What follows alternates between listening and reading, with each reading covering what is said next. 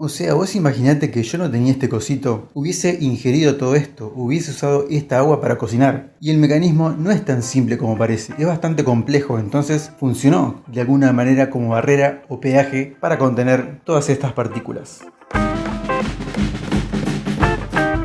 Bueno, lo primero que vamos a hacer es desenroscar el capuchón metálico que contiene el cortachorro aireador del grifo de la cocina. Esto lo conseguimos girando el mismo en sentido horario. Este capuchón metálico no viene incluido en la compra del cortachorro, sino que viene siendo parte del grifo. El aireador es solamente la pieza que estamos viendo actualmente. Lo que hacemos siguiente es retirar el O-ring que evita la fuga cuando se abre el grifo. Yo primero intenté con un destornillador plano.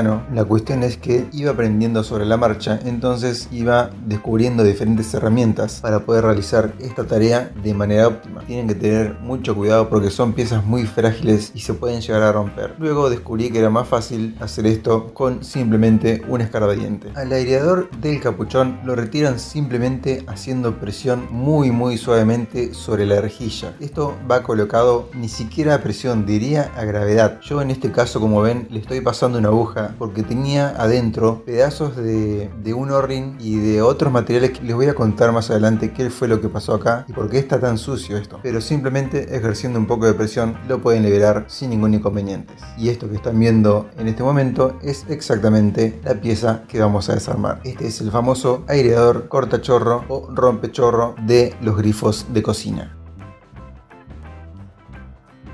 Este cortachorro aireador tiene inmediatamente encima una llave bypass del filtro de agua SA, el cual tiene inmediatamente encima un aro adaptador para poder poner esa llave bypass en el grifo de la cocina. Resulta que ese aro adaptador tiene dos O-ring, lógicamente uno que hace el sellado al grifo de la cocina y otro que hace el sellado a la llave bypass. La cuestión es que estos O-ring eran de un color celeste, algo que yo particularmente nunca había visto. O sea, primero no eran redondos, no es el clásico O-ring redondo que todos conocemos, eran dos O-ring cuadrados. Segundo, celestes, o sea, el caucho naturalmente cuando sale el árbol es blanco, no celeste. Entonces claramente es una goma que fue alterada y le pusieron algún compuesto para darle color. La cuestión es que claramente no tiene una alta tolerancia al agua / tiempo, entonces terminó desgranándose. Yo quiero darle importancia a esta parte porque el O-ring que todos conocemos, el clásico O-ring negro redondo, que es el que estamos viendo, es más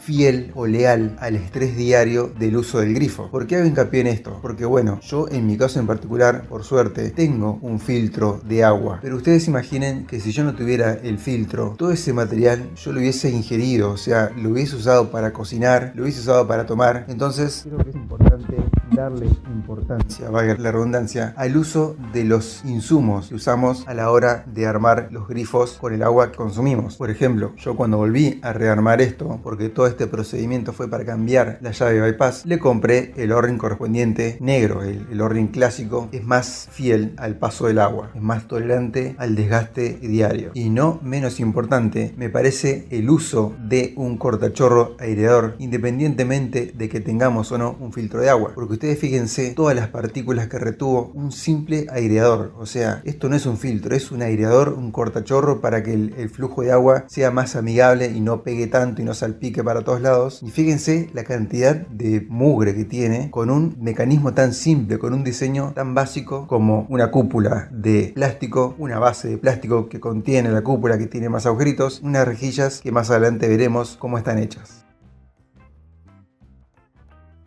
Después de analizar en profundidad cómo desarmar esto de manera óptima, intenté a lo primero separarlo, por ejemplo, con una aguja. Sabía que claramente iba calzado sobre la chapita esta, el plástico blanco, pero no entendía muy bien cómo. Entonces observé que esta chapita tiene 3 ventanas y si colocaba ahora sí un destornillador plano, podía ejercer presión hacia arriba sobre ese plástico blanco. Tengan mucho cuidado acá en no hacer palanca sobre la chapita, porque se puede puede llegar a doblar y se les va a complicar a la hora de volver a poner la rejilla, la complicada rejilla que más adelante veremos cómo está hecha. Entonces, si aprovechamos las 3 ventanas que tiene esta chapita, podemos ir ejerciendo presión suavemente hacia arriba, metiendo el destornillador en cada una de ellas, hasta lograr liberar el plástico de su contenedor metálico. Este plástico blanco que están viendo está formado por 2 piezas. La primera, el domo, es la que recibe la mayor carga de sedimento, metales, mugre, en este caso mucha partícula de O-ring, teflón y vaya uno a saber qué cosas más. Para separar las 2 partes blancas que conforman esta sección del aireador, use una aguja de jeringa porque el escarbadiente no entra por los agujeritos que tiene la base de la cúpula. Si no pueden hacerlo a la primera, recuerden hacerlo muy lentamente para evitar malograr cualquiera de las partes de este componente. Para extraer la rejilla simplemente ejercemos presión sobre la misma y se liberará muy fácil, pero tengan cuidado de no ejercer mucha presión directamente sobre una zona, sino en su defecto ir girándolo, ir tratando de liberarlo muy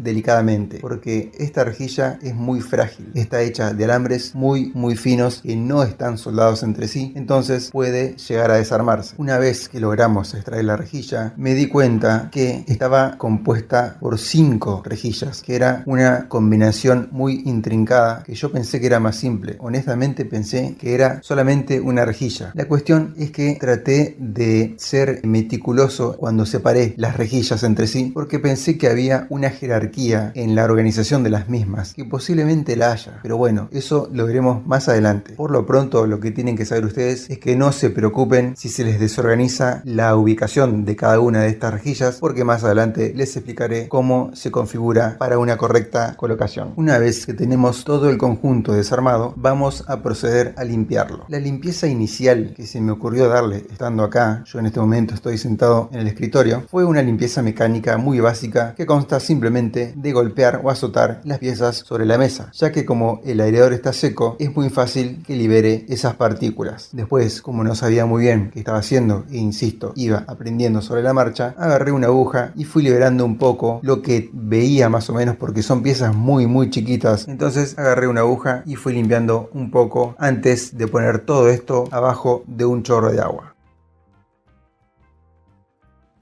Ahora sí, estando en la cocina, vamos a limpiar todas las piezas con agua a presión. La primera pieza que vamos a limpiar es la cúpula de plástico. Esta cúpula es la primera fase del ingreso de agua sobre el aireador. Se ubica hacia arriba, como están viendo, en el grifo. Entonces, lo que vamos a hacer, por lógica, es girarla 180 grados para que el sedimento que no pudo pasar por los agujeritos vuelva a salir invirtiendo ese intento. ¿Entienden? Si la cúpula va así, vamos a darle agua a presión así. Ya se pueden ir imaginando el enchastre de agua que hice en la cocina, pero este paso es muy importante para quitar los restos de material que no queremos ingerir. Este procedimiento lo vamos a realizar con todas y cada una de las partes del componente aireador. Más adelante nos ayudaremos con un cepillo de dientes ejerciendo presión sobre los agujeritos con las cerdas o pelos del mismo, tratando de replicar el concepto que estamos viendo en este momento, que pertenece a una parte más avanzada del video, y les voy a contar por qué estoy duplicando o reincidiendo con esta tarea. Surgió algo muy curioso que lo vi recién después editando el video en la pantalla de la computadora. Por la propia presión del agua, este sedimento, le digo yo, pero es mugre, son pedacitos de O-ring, se ha metido muy fuertemente en los huequitos. Entonces, en esta primera fase es donde más trabajo nos va a dar limpiar esos sedimentos. Entonces, con el cepillo de dientes lo que hacemos es empujar la mugre por los agujeritos. Hacemos exactamente lo mismo con la segunda fase del aireador, que es la base de plástico que soporta la cúpula. Y fue con esta base de plástico que me surgió una curiosidad muy extraña que veremos más adelante. Para limpiar las 5 rejillas metálicas vamos a modificar un poco el procedimiento. Si ustedes se fijan acá, yo la estoy sosteniendo a la rejilla con 2 dedos, pulgar e índice, y estoy metiendo los pelos del cepillo de dientes entre los huecos, como hice con las 2 fases bases de plástico anteriores. La cuestión es que esta rejilla es tan frágil que fíjense que la doblé. Fíjense que ahí quedó como una B corta. Bueno, fue porque le hice demasiada presión. Y no solo eso, sino que la posición en la que la tenía es muy incómoda. Entonces, para lograr una correcta limpieza sin dañar la pieza, lo que hacemos es usar un dedo como base. O sea, ponemos la rejilla sobre un dedo y con el cepillo de dientes vamos ejerciendo presión levemente. Esto contiene la presión ejercida por el cepillo de dientes sin que la pieza se dañe. Ustedes van a notar que las cerdas o pelos del cepillo de dientes tocan la yema de su dedo y ahí van a saber que el trabajo está funcionando óptimamente. A este procedimiento lo realizamos con cada una de las 5 partes que componen la rejilla final. Por último, limpiamos bien el O-ring que contiene el aireador en el capuchón de metal. Lo hacemos con un poquito de detergente y vamos a ver que suelta una especie de hollín. Es muy característico en este tipo de O-rings. Esto lo hacemos una sola vez y una vez que lo limpiemos bien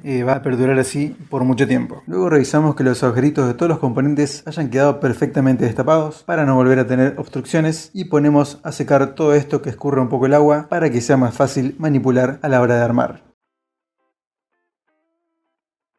Se le llama cortachorro porque cuando se cierra el grifo, el flujo de agua se interrumpe inmediatamente sin gotear. Si este dispositivo no estuviese, lo que sucedería es que el agua, entre comillas, residual que queda atrapada en la tubería, caería deliberadamente por el grifo. Y se le llama aireador porque lo que hace el juego de rejillas es romper el flujo de agua para que no sea tan agresivo a la hora de caer. Cuando está el aireador puesto, el flujo de agua tiene como pequeñas burbujas, entonces cuando choca con la mano, con un vaso, con un plato, evita que salpique el agua para todos lados. Bueno, lo que me pasó con la base del domo fue que yo veía que algunos agujeritos seguían estando sucios, entonces agarré y repetí los procedimientos como por ejemplo el del cepillo de dientes. Si bien por ejemplo acá vemos uno que claramente está sucio, también intenté pasarle la aguja, que bueno, no pasa por estos agujeritos. Incluso agarré una cuerda de guitarra para tratar de limpiarlos individualmente. La cuestión es que yo descubrí lo que pasaba recién cuando descargué el video, entonces no veía lo que estoy viendo ahora. Resulta que lo que tenía atrapado era agua y lo que yo veía era el efecto lupa que se produce cuando la imagen se invierte de izquierda a derecha y de arriba a abajo. Entonces lo que yo veía era el fondo, no era mugre, era simplemente agua. Así que lo que hice fue dejarlo caer varias veces al piso y ese mismo impacto hizo que el agua se desprenda. Ya que tenía a mano la cuerda de guitarra, limpié bien todos los componentes, así no tenía que volver a repetir este tedioso procedimiento. Así que como consejo les diría que dejen secar bien todos los componentes y si observan algo extraño probablemente se deba a este fenómeno.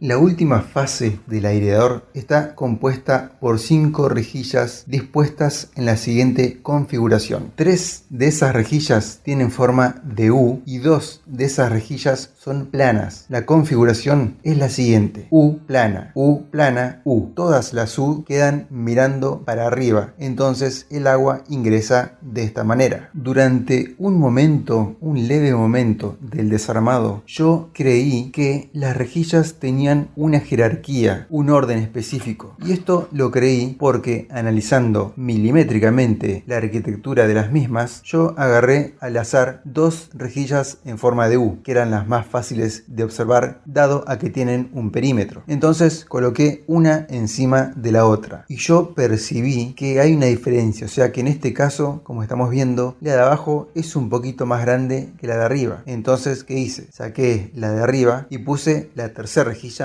para volver a compararlas. En este caso me daba que la rejilla de arriba era más grande que la de abajo. Entonces volví a aplicar la tercera combinación, suponiendo que una debía ser notablemente más grande y la otra notablemente más chica, y cuando las coloco entre sí veo que son iguales. Entonces me di cuenta que esto era alguna especie de ilusión óptica provocada tal vez por el efecto paralelogramo, o sea, como la rejilla no está soldada en sus intersecciones y cada alambre es en sí independiente, dije tal vez el movimiento del desarmado, de la manipulación, hizo que pierda su forma circular. Entonces yo en un momento pensé que el orden era el siguiente, porque me dio la impresión que cuando la desarmé era una sola pieza. Yo cuando saqué la rejilla pensé que se trataba de simplemente eso, una rejilla y no 5. Pero después, rebobinando, viendo el video, vi que la rejilla final, o sea, la primer fase de las 5, la que está más arriba, la que está está en contacto con la cúpula y la base de plástico estaba a una altura considerable de la última rejilla. Entonces me di cuenta que la configuración era simplemente la que estamos viendo ahora. Yo dije, ¿puede ser que el fabricante haya hecho 5 medidas de rejillas? Sí, puede ser. Necesita 5 cuñas, necesita que el empleado tenga delante de sí mismo, cuando la está armando, 5 recipientes con cada una de las fases. Entonces el empleado agarra de la fase 1, agarra una U, lo pone. De la fase 2 agarra un plano, lo pone. De la fase 3 agarra otra U, lo pone, y así hasta completar las 5 fases. Pero entendí que era más simple y no creo honestamente que el fabricante se moleste en tanto detalle, si bien el aireador cumple su correcta función independientemente de cómo coloquemos las rejillas. Y esto lo afirmo porque acá estamos viendo el resultado final y funciona perfectamente. O sea, me cuesta creer que yo haya tenido la suerte, entre comillas, de colocar cada una de las fases en el orden específico que determinó el fabricante. Entonces, sentencio que todas las rejillas son exactamente iguales y no importa el orden en el que las coloquemos, siempre y cuando respetemos la configuración de U, plano, U, plano, U. Listo. Si logran esta configuración, el resultado final va a ser óptimo.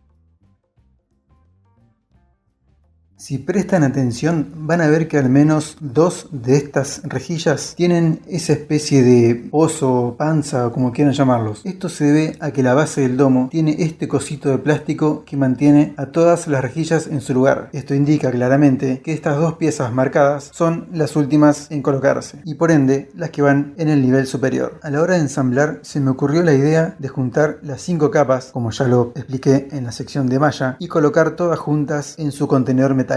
Esto no resultó muy bien, ya que es muy difícil mantenerlas organizadas a la hora de instalarlas. Entonces se me ocurrió simplemente dejar caer una por una e ir empujándola con el dedo. Esto resultó muy efectivo e hizo la tarea muy fácil de concretar. Tengan en cuenta que es probable que alguna rejilla se enganche, porque recuerden que los alambres no están soldados entre sí, pero ejerciendo un poco de fuerza con el dedo, o como están viendo acá con la base de un destornillador, es muy fácil terminar de colocarlos. Yo, por ejemplo, acá estoy intentando mover uno con la cuerda de guitarra, pero no lo iba a conseguir. Y recuerden no hacer demasiada presión, porque tiene que quedar cierto margen entre una rejilla y otra. Una vez que terminan de ensamblar todo, van a ver que la última rejilla queda muy cerca de las 3 ventanas. Y así es como se verían las rejillas una vez que todo el sistema está armado. Después podemos hablar del patrón que forman las 5 rejillas, si es el correcto o no. ¿Tiene incidencia en cómo cae el agua? Yo creo que sí, pero no creo que sea perceptible como para darle tanta importancia. Luego colocamos el plástico que sostiene el domo. Este es el plástico que sostiene también las rejillas en su lugar. Simplemente lo colocamos encima, esto sí va a presión. Entonces, para nivelarlo, damos vuelta a la chapita, la ponemos sobre la mesa, presionamos el perímetro y automáticamente se va a nivelar según la chapita, como estamos viendo acá. Luego colocamos el domo, que va simplemente a presión, colocamos todo el sistema ya armado en el capuchón metálico y luego ponemos el O-ring ayudándonos un poco con un destornillador. Y así es como se vería el sistema listo para ponerlo en el grifo. Una vez que el sistema quedó perfectamente armado, lo colocamos en el grifo enroscándolo en sentido antihorario. Y acá es donde puede ser que tenga incidencia el patrón que les decía formado por las 5 rejillas. A mí todo este trabajo no me sirvió para nada, porque resulta que la nueva llave bypass que trae el filtro PSA no solo no es compatible con este aireador, sino que encima trae el suyo propio. Así que bueno, por lo pronto ya saben cómo realizar esta tarea de manera efectiva. No olviden suscribirse, que es completamente gratis, dejar su like, que me ayudaría muchísimo. Les dejo un abrazo muy grande y nos vemos en el próximo video.